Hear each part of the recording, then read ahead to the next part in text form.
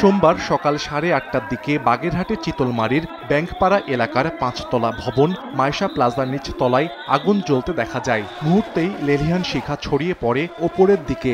খবর দেয়া হয় ফায়ার সার্ভিসে।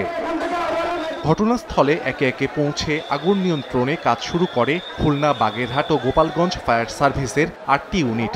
উদ্ধার কাজে স্থানীয়দের সঙ্গে যোগ দেয় পুলিশ ও সেনাবাহিনী। প্রায় 4 ঘন্টার চেষ্টায় দুপুর 12:30টার দিকে নিয়ন্ত্রণে আসে আগুন। ক্লিনিক থাকার কারণে বাচ্চা ছিল, 1 দিনের বাচ্চা, 2 দিনের বাচ্চা, 3 দিনের বাচ্চা, তাদেরকে ব্যাগ ভরে ভরে নামায় আনছি।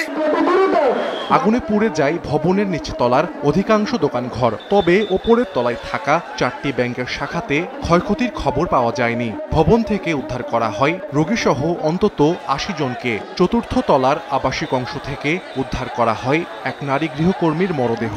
বাসায় ওরা যারা ছিল ওদের সাথেই ছিল, কিন্তু উনি হয়তো ওদের সাথে থেকে আলাদা হয়ে গেছে। এখন আগুনটা পুরোপুরি নিয়ন্ত্রণে রয়েছে এবং এখানে যে ব্যাংকগুলো রয়েছে ব্যাংকগুলো এখন সেফ রয়েছে। প্রাথমিক ধারণা, ভবনের নিচতলার একটি পোশাকের দোকানে বৈদ্যুতিক শর্ট সার্কিট থেকে আগুনের সূত্রপাত। এখানে ফায়ার সেফটি প্ল্যান নাই এবং ডবল সিঁড়ি আছে। তবে সমস্যা হচ্ছে যে বাতাসের কারণে ধোঁয়াটা বাড়িতে পারেনি, চারদিকে আবদ্ধ।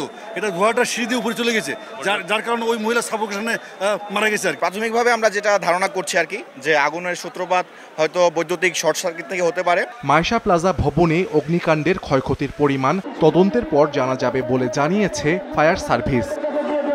সময় সংবাদ, বাগেরহাট।